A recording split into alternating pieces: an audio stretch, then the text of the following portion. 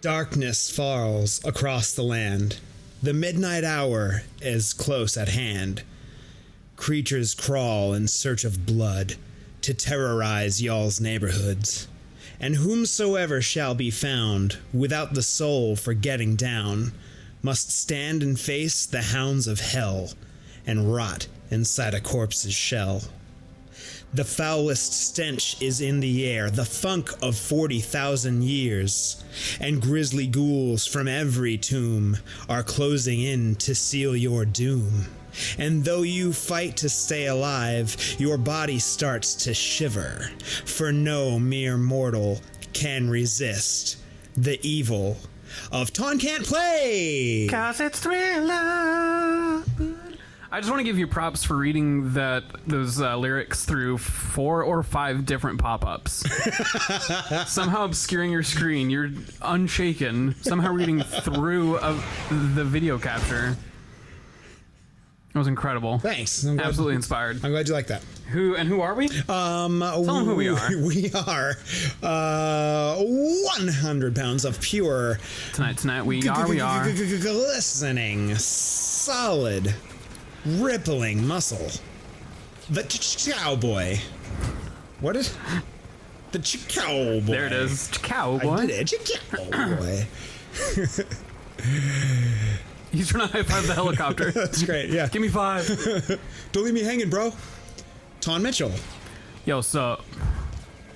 And as per usual, sitting on the left side of the couch, I am...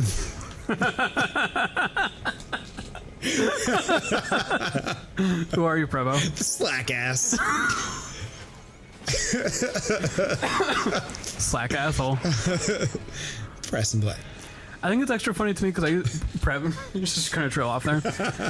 Because I used to call people slick assholes. And so I think I've just now connected why I keep thinking slack asshole is so funny. Excuse me. It's really like...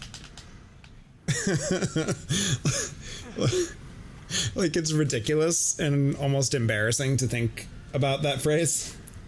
And slack yet, asshole. And yet there's something very like uniquely like embarrassing and like, oh my god, what have I gotten myself into about working up to actually saying it out loud. I was really hoping you'd go through with it. I want to turn on captions. I hope that's not weird. No, please. For turn this down slightly because it seems a watching. bit boomy. Captions are great because we don't have to have the... Oh, now the volume's in the fucking way. The volume. Y-axis, x-axis, do. So we're playing Resident Evil 6, everyone's favorite Resident Evil game.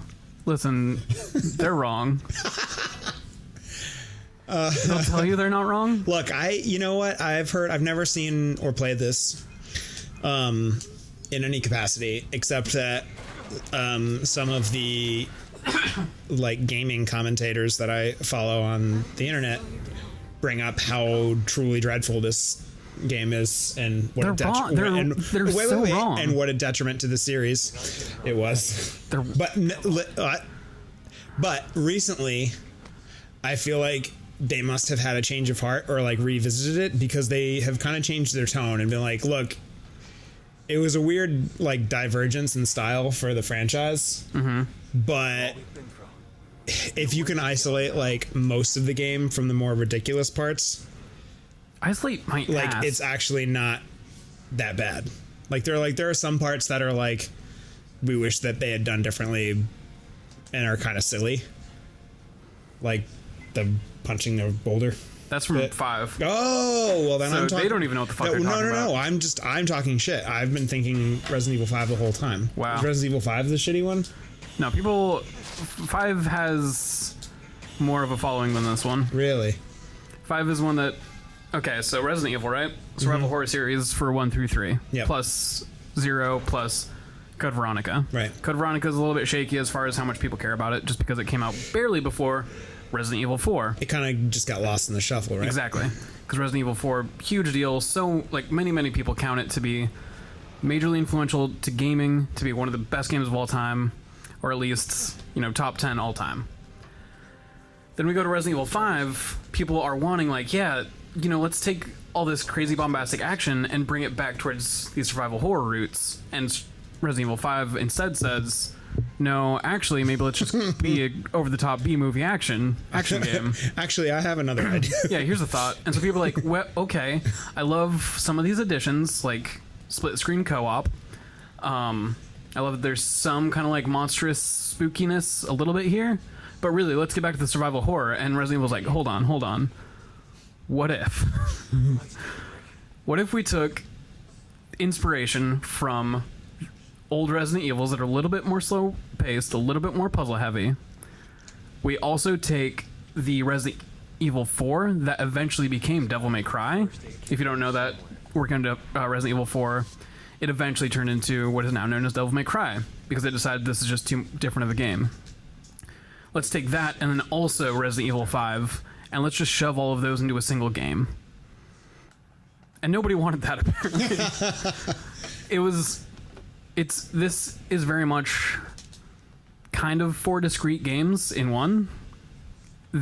And because of that, it's 4 different games as far as like tone and the way it handles. And so because of that, like once I actually have full control of my character, I can show you like the way you interact with this world is so varied and has so many like wide open possibilities to facilitate all these possibilities. And I think some people were trying to get in for this faster paced action game. Some people were trying to get in for this slower paced. Sorry, it's tutorializing me. Some people wanted more of the slower paced stuff. Some people wanted more of the Resident Evil 4 stuff. And so since this is only a quarter of each of those games, I think some people bounced off. The plot is also told in a kind of strange way where there are 4 different perspectives through this story and they all overlap, so you don't get the full story until you've played the game 4 times. This is a good time to tell you I've not played all of the campaigns because I played the Leon one, which I anticipated being my favorite, and hey, turns out so far it has been. Then played the Chris one, which was a little bit more God. Guy is on you. Yeah. Just learning how the game works. There's a lot of quick time events, which are really upsetting. Why do you like so many games that have quick time events that you hate? I don't know. I just really don't. Don't know why I do this to myself. It's also like a really weird way to introduce this game. Very like, I don't know. The Leon campaign in particular, I feel like borders on what if Uncharted 2 or 3 were survival horror, where there's a lot of like weirdly cinematic, bombastic moments. I can see that. Yeah, but overall it's the most slow paced of the campaigns. Maybe his or Ada's, which I'm now playing for the first time. At launch to play Ada's storyline, which is supposed to be the one to like kind of give you answers to everybody's different perspectives. You had to finish all 3 campaigns. Blew through Leon's, I loved it. Played Chris's, it was fine. It was a little bit more military shooter than I was really vibing on. And then I hit Jake's campaign, who's a new character who handles very similarly to Dante from Devil May Cry. And just, it was before I got into Bayonetta and that style of game, so I just like bounced off of it really hard and never came back to go through it. So because of that, never played the Ada playthrough. But just today, actually, I started playing the Ada playthrough at home. Yo, I finally have control of my character. Do you have to play them in that order? Now you can play them in any order you want. Like 2 months after launch, they made it so you can play Ada at any point, and now once you get through this little introduction, you can play them in any order. Oh, okay. And you can also play as any of the characters. So like right now, it's forcing me to play as Leon, but later we can choose to play as Helena if we like, which I recommend we do if we play their route, because her story is way more interesting than Leon's. What the hell? Leon is just going through Resident Evil 2 again. This time, it's different now. But then Helena actually has like stakes in the overarching plot. Do you mean literally like Leon's campaign is just Resident Evil 2? It's not literally Resident Evil 2, but it is him in a city during the initial outbreak. Okay. But it's not meant to be the same event? Correct. That's weird. Yeah, this like finally moves past like the first 3 games all take place within like a couple months of each other. Yeah. And like 4 was the first one to kind of like jump forward a little bit. Does the franchise ever jump around in time, or is it all like successive? Like it starts with 1 and then it keeps going forward? No, there's one that predates 1, right? Yeah, there's 0. No, isn't 0? 0 takes place. 0 ends like 20 minutes before 1. Oh. And then 1 ends like 20 minutes before 2. Right. And then 2 and 3 overlap. Okay. 4 takes place quite a while later. 5 takes place a little bit after that. And this also takes place later. Some of the spin-off games, side games, like Right. Resident Evil Revelations takes place at the same time as Resident Evil 4, despite having come out much later. Alright, so that move you keep seeing me do is a little quick shot thing I can do where I have my aim button and my shoot button. If I press them both, like, pretty much one right after the other, he'll auto-aim at somebody. And it's usually going to be either a critical or something to stun them. You want to stun them because then you can do physical attacks that I'm not really focusing on because this is the intro, so the stakes are very low. It's teaching me about the quick shot right now. Where am I supposed to be going right now? I think I'm supposed to go this way. So the best strategy is to use that quick shot? Yeah, you can play this like an action game and just unload bullets into people. You'll see after we actually get into the game, you can equip skills that kind of modify the game in certain ways. One of those is to give you more ammo. But if you just kind of play smart, it's really easy to... Oh, hey, I wasn't paying attention. That I have to do something. If you just play smart, it's really easy to conserve ammo and still get through a lot of combat encounters. Mm-hmm. And I'm actually really excited to play through some of the other campaigns because, like, the pacing is roughly what people think of as Resident Evil pacing, where it's like usually, not every time, but pretty commonly, it's smartest to avoid fights because, like, the zombies are just going to keep coming in a lot of cases. Mm-hmm. So I'm really excited to get into the pacing of, like, Chris's that I remember being a lot more like action movie, fast pace, non-stop action, where you a little bit want to actually, like, clear every combat encounter.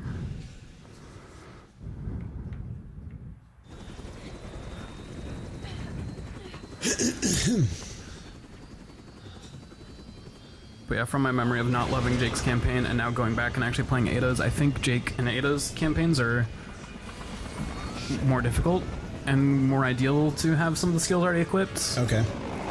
So that leaves Chris and Leon being easier. But I want it to be completely up to you. Which one you want to see me play through? Oh, I don't really have a frame of reference, so I don't know if I'd be able to choose. I just finished Leon's campaign last night playing as Helena, so it's kind of fun going through this scene again, but as Leon. And that's part of what's really rewarding about playing through again is, like, for example, Leon and Helena are going to spend 85 to 90% of the entire campaign, you know, side by side. But there are these small handfuls of times where paths split, where stuff like this happens, where, you know, if you're playing as Helena, you're the one actually back there trying to shove this guy off of you. Oh, wow. And the most cool thing about this game at launch was there's something of like an always online feature where I can be playing through Leon's campaign as Leon. Someone else can just drop in and start playing Helena. There are certain points in the campaign where Leon and Helena will cross Chris and Piers, which is his partner. That will overlap with someone else's online session. So suddenly there will be 4 people in a lobby together, all playing and like going through this little section together where there are 4 players. But then when that ends, they'll move on to their shit and we'll move on to our shit. Wow. How do they do that? Like, what if, I mean, if there's no one playing at that time, does that not happen? It still happens, but they're just AI. Oh, okay. So if there's someone playing the Chris campaign and they line up, they will line you up with another player? Yeah. Does it tell It's you? so dope. As memory serves, yes. Is there like a weird like like is there like a matchmaking component to it where like you get to that point and they're like, all right, hold on, we're gonna see if there's someone we can like pair you up with, or does it just like, is it seamless? If memory serves, it'll have a minute of like, we're finding someone, but I also played this at launch, so that might have changed. Yeah. Definitely was Well, there's playing probably, this. I mean, the likelihood of that lining up is probably like way slim now. Yeah, I'm really curious to try it out again, actually. My PlayStation account on my PlayStation at home, I can't access right now, so I can't test it. Oh no. But it's vaguely possible I'm going to buy this again for Switch because it's coming out at the end of the month. This game is so silly. Are they going to do more of that kind of stuff? like the always online stuff, or is it just going to be the same thing? Do you think? What do you mean? Like, do you think they'll like create more opportunities for like players to interact online in the game for the re-release or in future games? For the re-release, probably not. I mean, there's an online mode called Mercenaries that's like basically a Survive the Horde game mode. So there are still going to be online components, but I don't think it's kind of one of those sad things about, living in this world of online gaming. I'm probably never going to have that experience again of playing Resident Evil 6 at launch. Anyway, welcome to it. That's great. We're through the intro. All we know is that there's a zombie outbreak. Whoa. Chris is partnered with someone we've never seen before. This game, especially coming back to this game, really reminds me of one of my greatest issues with Resident Evil games, is that there are so many characters that are more interesting than the main three. Do you have any preferences who we take a peep at? Whatever you want to do. I kind of want to play Leon because I'm more familiar with it. I'm probably going to play Chris next at home. So are you cool with Leon? Yeah, that's fine. All right. We're going to be Helena, though, because Helena's way more interesting. We should be fine on normal difficulty. We can also turn it down at any time if we get stuck. Did you want to play split screen? That's up to you. If you don't think I'll hold you back. Let's save that for Christmas. Yay! I don't know if they patched it in or if I was just too stupid at launch, but I did not realize you could play as the other characters. Mm-hmm.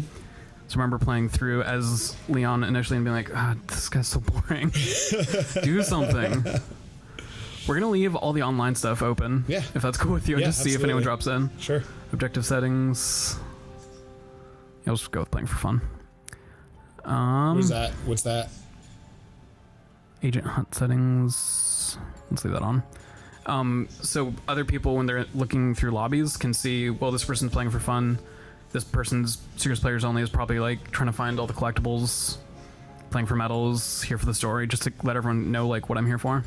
If I'm playing for fun, I'm sure people will drop in if anyone's still playing this game on the PlayStation Network in the year of our Lord 2019. So is that sort of just like an indication to other people to be like, hey, don't be a dick? Yeah, kind of like be a dick, but in this specific way. Yeah. Like this is how you can interact with this player without pissing them off. Mm-hmm. I think I have the power to boot people. And in any case, especially at launch, I mean, you probably cared about what the lobbies were. Right. At this point, I'm sure if someone logs in and is like, I really want to play through the beginning of Leon's campaign, they're going to drop into whatever they see. There's also a mode I left turned on called Agent Hunts, and I kind of forget how it works. But basically, someone can drop in as a zombie and try to antagonize me. Oh, that's cool. That's so fun. What a cool thing. Yeah. So I forget, it probably says on the back how big the lobbies can get. Lobbies can go up to 4 players, so I think depending on the section, other players who are zombies can drop in and attack you. The president. Or play as... This is a zombie, so I don't know if he's gonna... Yeah. If he's gonna respond to you. Leon's kind of homies with the president. In Resident Evil 4, he is sent to definitely not Spain to save the president's daughter, as you may recall. The same president, I was wondering.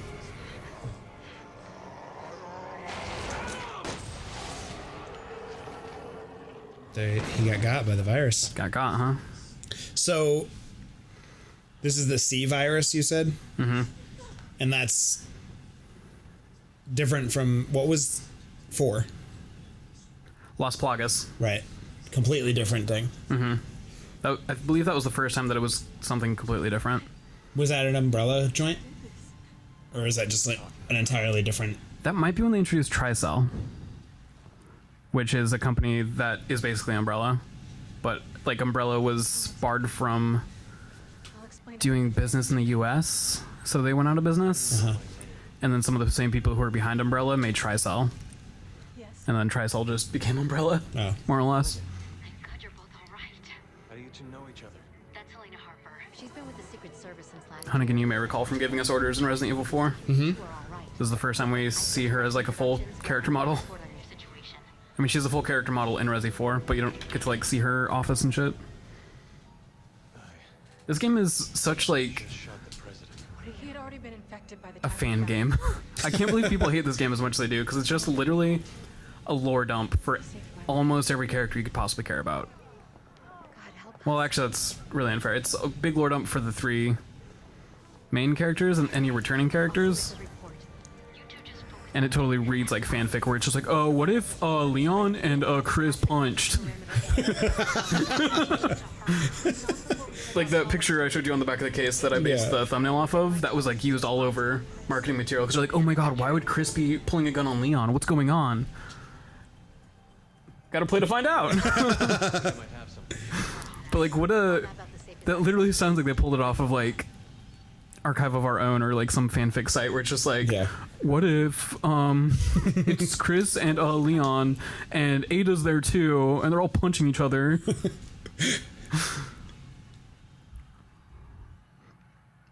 And if we follow this down the rabbit hole of imagining this as a fanfic, makes sense that all the OCs for this one are way more interesting than any of the other characters. Right, totally.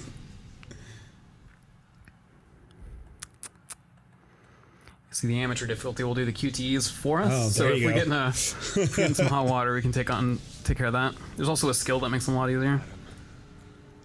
Yeah, I think it's smart to play through as these two, because I just played through this campaign, so I'll know what to do. Oh, good.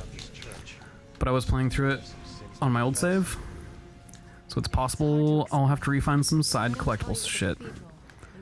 Can I play too, Leon? Thanks. So something I didn't realize about this until playing through it anew a couple weeks ago is that Helena's left-handed, and I don't know. Oh. I know there are a lot of games where you can switch the shoulder, but I don't know that I've ever. Hell yeah! Fuck yes! Welcome, Courtlings by one. Wow, if this ruins the experience, we can totally do a different. Sorry, my guts are making poop. Our 4-star combat master. Wow. God, I cannot believe someone's joining this game. Oh my god, I'm like legitimately excited right now. Does that mean you're gonna have to be like on your best behavior? I was gonna play like a jackass. Like not. That's the thing. I told him around. I'm here to play for fun. This is somebody else being like, man, I wonder if anyone else is playing Resident Evil 6 Right. still. Oh, how did that line up? Are the only 2 people in the entire world playing Resident Evil 6 at the exact same time right now? Can you is there like a game mode that you can choose to like just drop me into someone's game? Yes. Okay.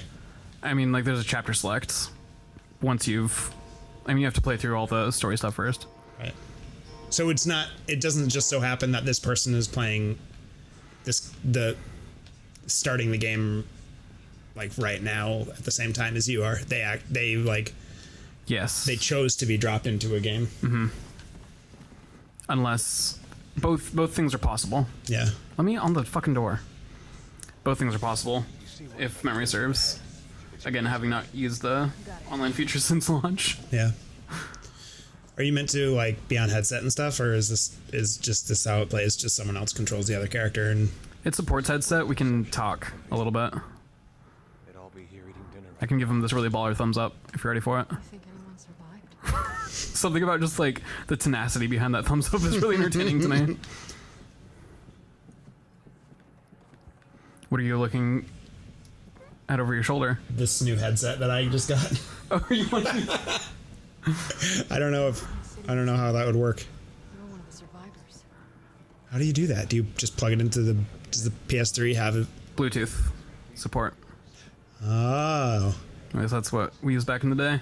Back in my day. I think you can also do a wired connection Yeah. through USB. Do you want to do that? Really, I don't. Especially because we're doing a show. We'll annoy the shit out of them so fast. Like in my own experimenting. Yeah. Yes, very much do. Yes, I do. Right now, we're playing with some Randy who's going to get annoyed with us. Less so. I'm excited. I wanted a headset, and now I have one. And What do you need a headset for? well, so the long term. Are you an actual player? The long term answer to that is when I eventually get around to playing Monster Hunter World. Oh. I want to be able to interact with people, and because you have to do that in Monster Hunter.